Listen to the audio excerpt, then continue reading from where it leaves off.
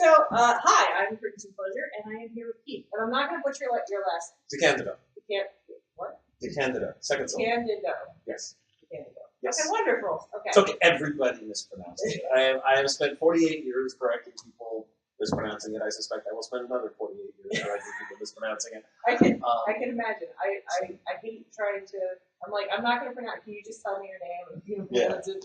Do that to you. Hi, I'm Keith. And you are a tie writer. Among other things, yes. Among other things. Yes. Can you just tell me, or tell the more wonderful two viewers, Hi, viewers. What a tie writer is? Basically means I write licensed fiction. It's video, things like Star Trek novels, Star Wars novels. I haven't actually done any Star Wars novels, although I have done Star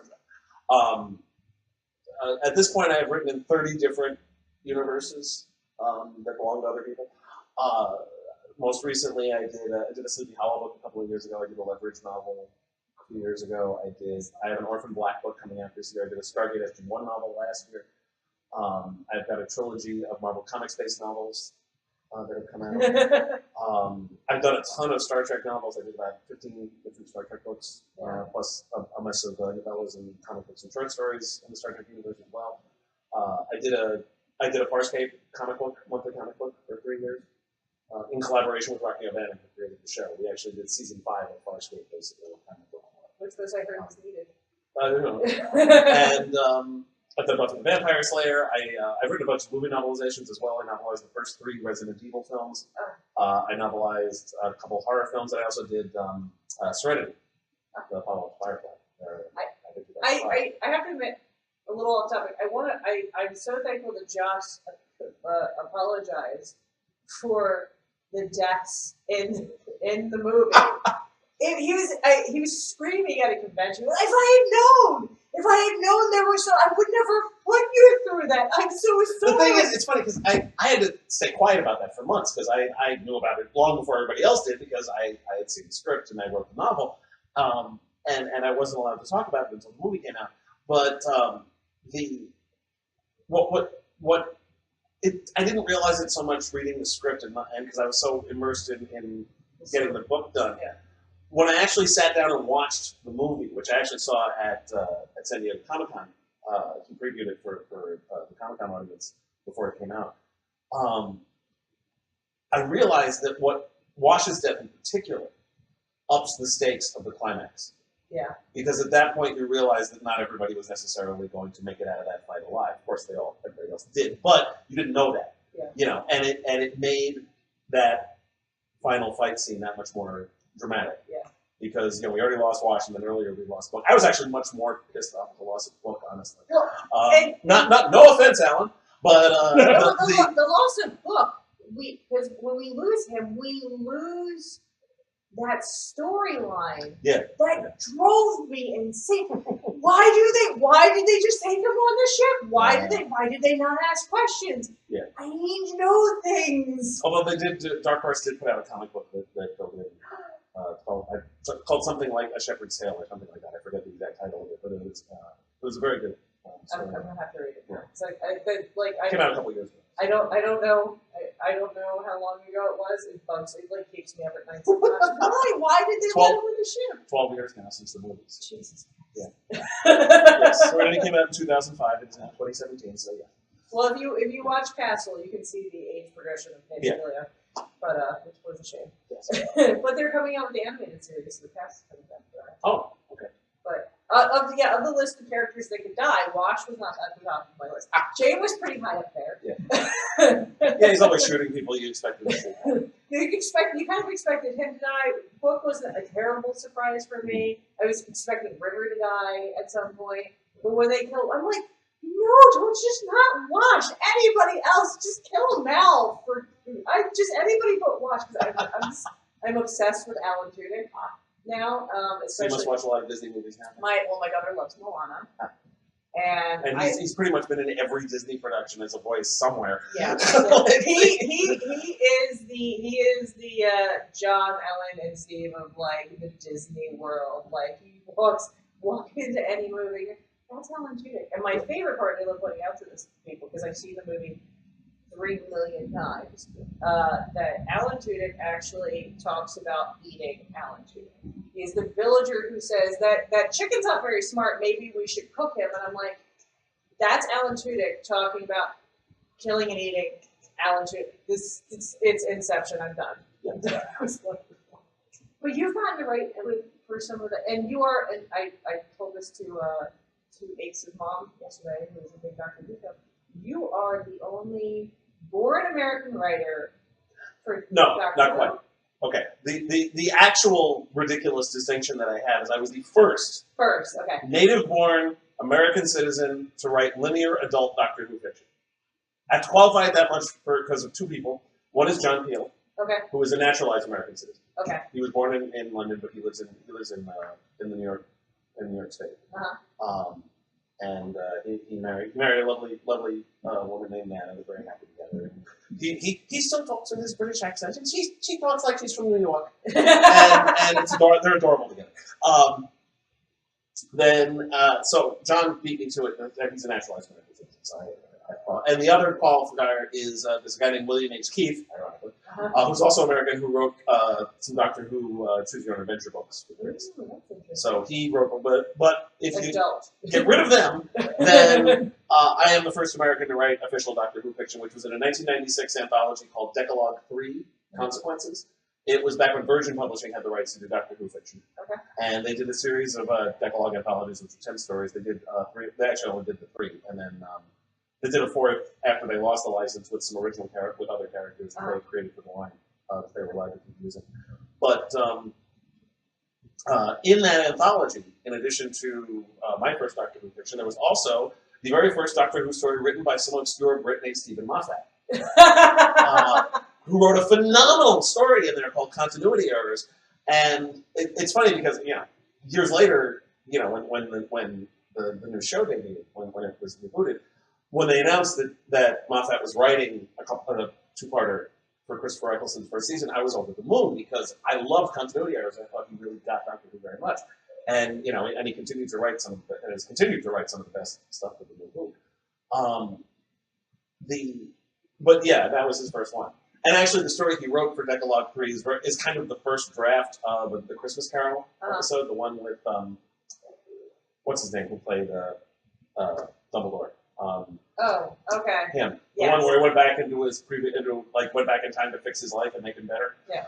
Continuity Errors was very much like that, and it was amusing to watch Christmas Carol and think, wait, he's done this before. Well, okay, so as a Doctor Who fan, Yes. I have a couple of very specific family questions. Okay. Who's your favorite Doctor? It's a tie between Tom Baker and Christopher Eccleston. Nice. I don't think Eccleston gets enough credit. No, he doesn't. The new show wouldn't be the success it is now without him, and he doesn't get nearly enough credit for it. Partly because he was only there for a year, so it's... Well, just like we never would have Doctor Who without the, horrible names, the first Doctor. William Hartnell. Well, if he hadn't done such a fabulous job, it wouldn't have succeeded. If Chris Eccleston had not reintroduced it to a new generation, it would not have kicked off. He does not get nearly enough credit, and he was phenomenal. I was so sad that he wasn't in the 50th. I understand. I know he left with some bad terms, but it would have been just the world thing. Yeah. And then I also... Although at least they put in a little thing when John Hurt was regenerating and said, I hope the years aren't too good. Well, and he was in the picture when all the doctors, he was there, so that was good at least. Yeah. So I assume my next question would be that you love the New Who. You love that. Oh yeah, no, I have been a Doctor Who fan since I was 8, which was 40 years ago now, and it hasn't diminished. I love the show. I've always loved the show. And Tom Baker was my first. Yeah, mine. Well, for most Americans, because his were the first ones that were sent over here. But one of the things I loved particularly about Tom Baker is that he embodied every single element of the Doctor: the humor, the compassion, the heroism, and also the anger. The outrage at injustice. Yeah. He did that better than anybody. And him showing up in the 50s. Yeah, that was nice. Oh, I grabbed my heart. I was like, and then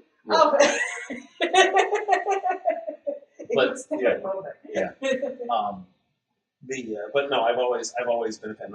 I've been enjoying the new series all throughout its run. I think they've done an excellent job. I am sad to see all the girls affected. It'll be 3 seasons. I mean, 3 seasons is the average. You know, the vast majority of the doctors we've had have done it for 3 years. You know, and it's Hartnell was 3 years, Troughton was 3 years, Davison was 3 years, McCoy was 3 years, Tennant was 3 years, Smith was 3 years. Was he only 3 years? Yeah. Feels like It was 3 seasons basically. Okay, yeah. So you know, I mean, there was 1 year where they more or less took off, and it was just, so that you know it was an equivalent of 3 seasons worth of episodes. It So feels like there was so much longer. It just feels like they just were there forever. Yeah, but no, that's most of them. You know, the only ones who were long. I mean, Pertwee was 5, and Tom Baker was there for 7. He was still The longest running doctor is Tom Baker because nobody wanted him. But you know, and the thing is, I'm looking forward to who's next. You know, that's part of the fun of the show is that we keep getting a new one. We have it also William Hartnell being old and frail in 1966. Well, and how do you feel about it changing hands now? It's going from offense. Like I said, I've been following the show for 40 years. I've lost track of the number of different showrunners the show has had, even with the hiatus between the 80s and the early 2000s. You know, there have been so many different people involved. You know, and again, that's part of the appeal. That's why it's lasted 54 years, is that we are constantly getting new people giving us their interpretation of it and reinventing it for themselves and having their own take on it. And that's what's kept it going. That's what kept it, you know, in essence, it regenerates showrunners the way it regenerates actors, you know. And that's good. It's healthy for the show. It's what's keeping it going. Yeah. You know, I mean, it's been on the air for 12 years now. Most shows don't make it past their first season. Yeah. You know, and this show has managed to survive and thrive on two different spokes, as it were. You know, the 20th century version survived for a very long time, and the 21st century version is on its 12th year. You know, and it shows no sign of going anywhere. Oh no, it's incredible. Yeah, and we have our first LGBT companion this year, Billy. Yes, Bill. Permanent companion, anyway. Because I mean, there's Jack, but he was Jack, but he wasn't a formal companion as such. Yeah, Jack wasn't a formal companion, and Jack would probably hump that chair over there if he thought it went to us. So he takes it to the yes, but no, it's great, and I like the way they've been slowly setting it up so that we could have a female doctor. You know, first the master, and then we have other mentions of it here and there and whatnot. So they're easing into it so that the ground is seated. So they can eventually do it. Now, whether they will do it or not, probably, who knows. I mean, part of the problem, I was talking about this at the Doctor Who panel we did here at Zenkaikon, was the issue is going to be whether the BBC will go for it. Because for the BBC, this is their cash cow. Yeah. This is the most popular thing they have going and have had going for over a decade. And they're going to be very conservative. They don't want to do anything to mess it up. And there may be, it's possible, and it would be very typical. You know, large corporations don't like to rock the boat when they have something successful. Well, the fans are also streaming for African American Doctor Who. They're streaming for a female Doctor Who. They're screaming for a cow Doctor Who. Mostly they're just screaming. But give us something a little bit different. Yeah, we'll see. So that's exciting. So we are a gaming site. So right. Yeah. Yes. So I could talk to you about Doctor Who for hours. There are Doctor Who games, but you have done video games, and the only list I've ever pulled out in front of somebody. So we have World of Warcraft. Yes. You've done. I did a Warcraft novel that came out in 2006 called Cycle of Hatred. It is by far my most successful novel, which I know is because of the logo on top of the cover and not the byline on the bottom. But still, it's in its 13th printing now, I think, and it's still churning away, earning me the occasional royalty check every 6 months. So thank you, Warcraft. That was a fun book to do. That was it was a little. It's interesting that like I said, I've worked in 30 different licensed universes, and I think of all of them, I've worked in the one that has been the most lovingly micromanaged has been World of Warcraft, because they've got that thing plotted out within an inch of its life. Yes. So I worked very closely with the people at Blizzard, mostly with Chris Maxon over there. Okay.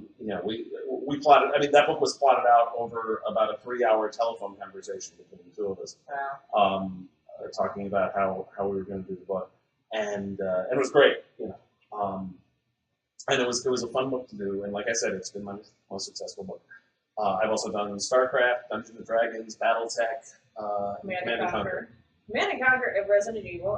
Oh, that was, yeah. Technically, those were movie novelizations, so it wasn't really that in the game so much as it was the movies. And Magic the Gathering. And yes, I did a Magic short story way back. That was one of the first stories I ever did, actually, back in 1995, for Distant Plains. So the gamer question is: have you played any of the games that you heard about? Almost none of them. Mostly because I don't have time. I don't. You know, it was funny, you know, especially when I got the Warcraft game. It was like, do you play Warcraft? It's like, no, because I've seen what it does to people. I literally do not have the time because I'm too busy writing. Having said that, each of the projects I've done, I have been inundated with material from the gaming company. You know, more than I could possibly use, which is great. Yeah. And you know, in each case, with Dungeons and Dragons, I was writing, tying into their reboot of the Dark Sun universe. So I did for that. So I was providing with everything they had on there. Both World of Warcraft and StarCraft are the lore is very heavily managed and kept track of. And again, they were incredibly cooperative and helpful. I was really shocked when they did a World of Warcraft film because it's so like everybody who's played the game. Yeah. We know. Like, and they were doing a specific dungeon that like I played for a very long time, and they were doing the movie was based on the dungeon that we spent.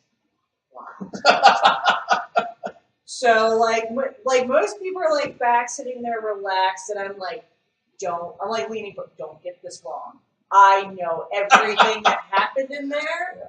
Don't mess with me. They're like, no, but this is how it became a dungeon. I'm like, I know. The interesting thing doing Command and Conquer was they were creating the game, that version of the game they did. It was the 2007 release that EA did of Tiberium Wars. Yeah. And my novel was designed to tie into that game, which was basically a first-person shooter, and so I couldn't novelize the game itself because the game itself changed depending on who was playing it by its nature. So rather than do that, what I did was two different plots that were happening simultaneously with the action of the game. Wonderful. What I also did, and nobody knows this because the game never got released, at the same time, EA was developing a second Command and Conquer game that never actually wound up doing. But it was in the development phase at the same time. And it was supposed to be released a year later and take place 10 years later in the timeline. Oh, okay. So, and it wasn't a first-person shooter. It was an MMORPG. And that's why I did. Well, I think they just didn't do it because Tiberium Wars tanked. Yeah, I didn't even know what Tiberium Yeah, exactly. And I'm a Command and Conquer fan. Yeah. So, but the second game, which I don't remember the title of anymore because it was 10 years ago, but it was there were several characters in that game. I did the younger versions of them. Okay. In my novel, so it tied into both of them, which nobody appreciates now because the game never came out. But a lot of the characterizations were dictated by what was going to be happening later on, and it was on a brutal deadline, that book. But and unfortunately, you know, the problem with tie-in fiction. I mean, for something like Star Trek or Star Wars or Doctor Who, that's long established, the tie-ins usually do fairly well. Yeah. You know, you don't have to worry about it going anywhere. With other tie-ins, it depends entirely on how successful the franchise is and whether it has a fan base that would be interested in buying novels. Perfect example: Buffy the Vampire Slayer and Angel. When both shows were on the air, Angel actually got slightly higher ratings than Buffy. I'm not surprised. And not a huge amount more, but it was one. But for the tie-in fiction, the Buffy novels did way better than the Angel novels. Partly because while Buffy had a smaller audience, it was the type of audience that was a little more dedicated, more interested in learning more about it and buying it. So after the shows went off the air, when Angel went off the air, the novels stopped. When Buffy went off the air, the novels continued for about 5 years after the show went off. Comic books and that too. So much info. But that in particular was moving the story forward. But even just regular tie-in novels, I wrote a couple that came out after the show went off the air, and that was, you know, it varies. You don't know until you try it whether it's going to succeed or not. For that matter, when the Buffy novels first came out, they were assuming the show was going to be, you know, it was on the WB. It was going to be appealing to teenagers, so they did it. It went to the YA department. And they were written as YA books, Yeah. and a lot of fans were complaining, like, "These are written like dumb YA books." Well, they didn't know.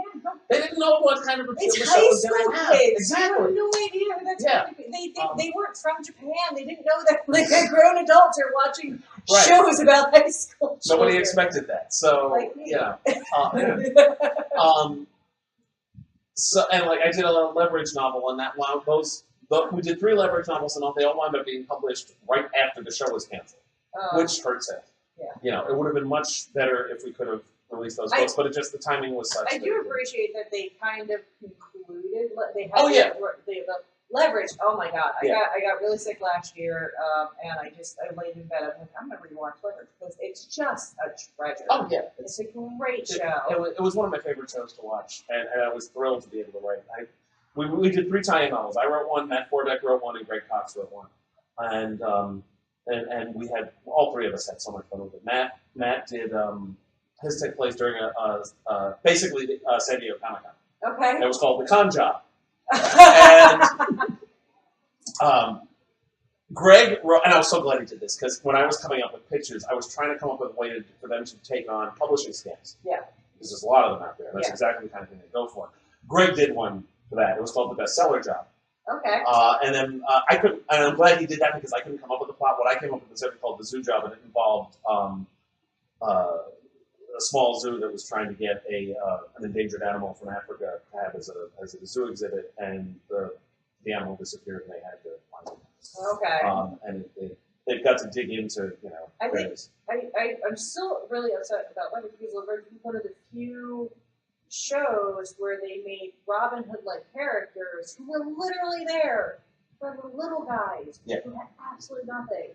And a good run. 5 years is a good run for a show. It was great. It was a great show. Yeah. I even followed some of the actors afterwards. Like I thought it was hilarious when Christian Kane did the singing episode. Yeah.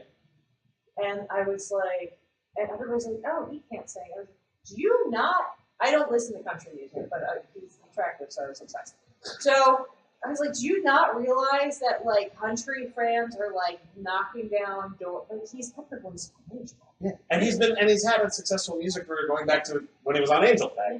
Yeah. And then when Leverage first came out, these two, we were like, "It's Lauren." Yeah. I was like, "Yeah. Oh, I don't like you. I guess I do like you." And then we followed him to the librarians and stuff like that. He had a cooking show. I watched him so bad. And it wasn't him. I think it was poor writing and stuff like that. They were trying to sex him up a little bit too much, and I was like, just cook. Just show me what you cook. You're not going to bed with me. You're cooking whatever. But you've done so much. So the list I have, and this is why I need a piece of paper. Yeah. The list I have, so you can interject anything. I have Star Trek, which we talked about. Spider-Man. My very first short story and my first novel were both Spider-Man. Wonderful. My first short story back in '94. Wait, which Spider-Man's your favorite? I guess I have to say that now. No, it's still the original. I love the fact that they've managed to keep Miles Morales going in the current continuity, and you've got Spider-Man and all the others. I like the fact that they sort of turned it into that, but the original law was my favorite. Having said that, I like all the other versions as well. I actually like the. Oh God! Emo Spider-Man. Actually, it's interesting because watching the 5 movies that have been done by Sony, it's very much like going from the Steve Ditko Spider-Man to the John Romita Spider-Man. Okay. From the earliest days of the comic book, because Maguire was really playing Ditko's Spider-Man. And Andrew Garfield was very much John Romita's Spider-Man. And to the point where Emma Stone pretty much looked like John Romita drew her onto the screen at Gwen Stacy. She is a treasure. Yeah. And so I didn't know. I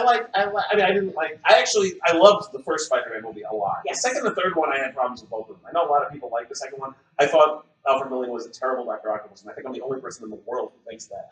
But I think he's a great actor. Absolutely. I think that was a bad role for him. Yeah. Maybe it was poorly written or poorly directed. Was a mix. That wasn't Dr. Octopus's name. Yeah. I just didn't think that worked. But the first film I loved, and I honestly, what I especially loved about that first movie it nailed one wonderful thing. When I first saw Spider-Man in 2002, sitting in a theater in Times Square in New York, crowded theater. We get to the point where the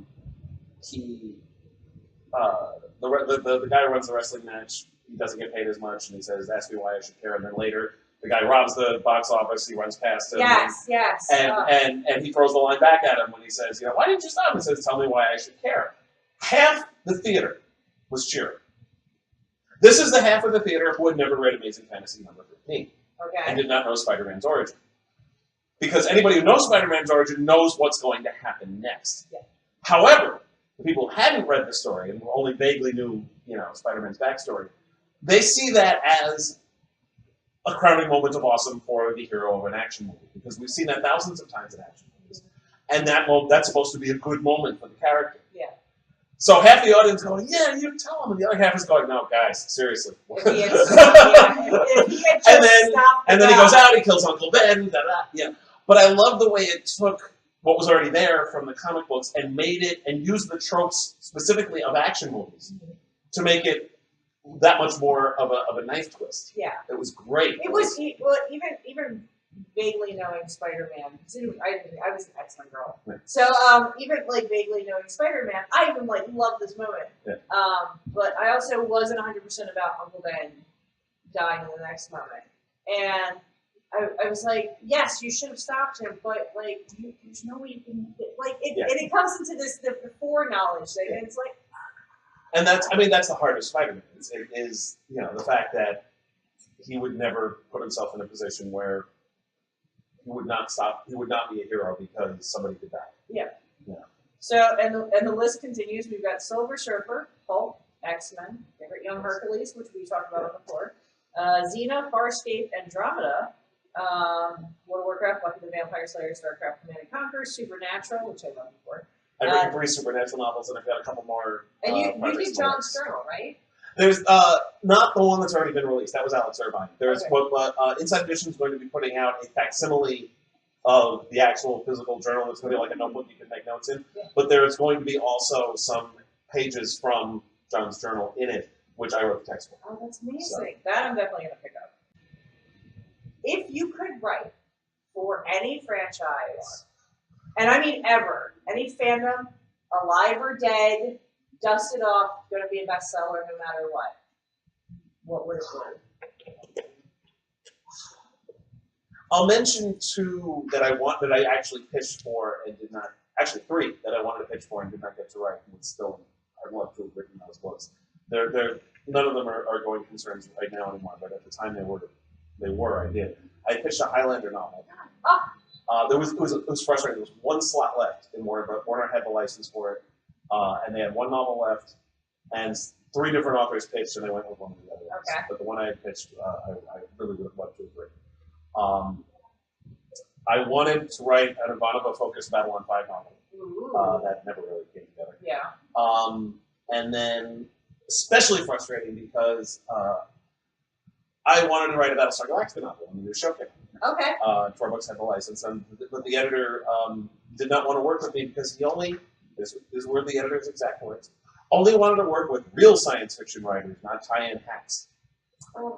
He then proceeded to put out a whole bunch of Battlestar Galactica novels by not people who didn't have any experience writing tie-in novels, and they were terrible.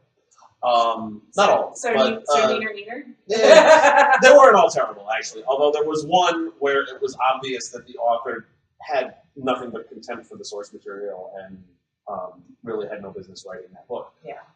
And there were others. Suffice it to say, I was not happy about that. 3 great franchises. Yeah. 3 huge fandoms. Yeah. I would have loved to have done any of those, but and not all of those.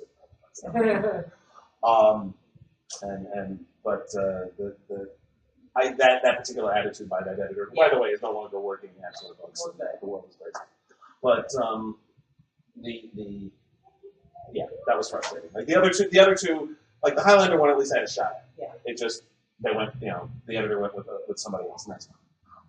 And the Babylon 5 book was basically there was a company that was working to acquire the license to do B5 novels that it dealt with. Yeah. So that never would have happened regardless. The BSG one still sticks in the book. Well, this has been an absolute thrill talking to you. I wish we could do this for just hours and hours, but we've been cut off. Yeah. And I gotta get back to my kid.